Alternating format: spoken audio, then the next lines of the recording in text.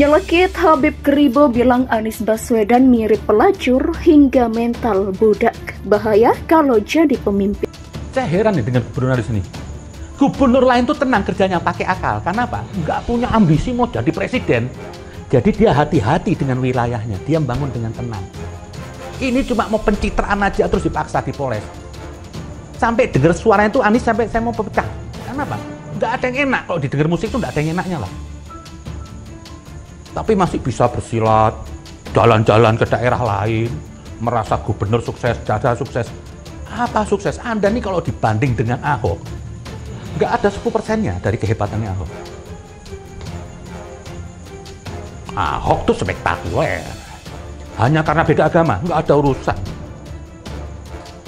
Milih agama, gubernur atas nama agama ya begini nih. Agama tuh bukan jaminan. Yang suka membunuh orang Islam itu juga orang beragama Islam. Nah ini hari Anda dipilih karena agama, karena mungkin tampang Arab tuh identik Islam, nggak ada. Islam Indonesia lebih baik daripada Islam Arab. Nah dalam hal ini Anies, saya minta KPK, tolong dikontrol tuh di dalam. Apalagi mendekatin masa selesai nih, saya takut banyak uang siluman disimpan. Yaitu soal kata-kata Zen Kribo, ngaku takut Anies Baswedan jadi presiden RI. Zen Kribo, .2, hancur negeri ini, pecah NKRI. Kemudian ini dilansir oleh fajar.co.id. Nah ini menarik ya. Jadi sobat era sekalian, kadang-kadang tema-tema yang kesannya ringan ya, itu banyak memberikan pembelajaran sesungguhnya kepada kita. Bagaimana kemudian kita bisa menilainya. Apa iya ya, kalau seseorang itu berkuasa, dia akan menghancurkan NKRI. Atau barangkali benar untuk investasi. Tapi kita lihat ya. Tapi melihat orang itu tentu dari track record. Orang itu dilihat dari dua hal sobat era sekalian. Satu, kapasitas atau kapabilitas, intelektualitas. Jadi kemampuan yang yang gifted yang sudah ada dalam dirinya. Dan yang kedua ya tentu adalah soal-soal yang sifatnya lebih eksternal.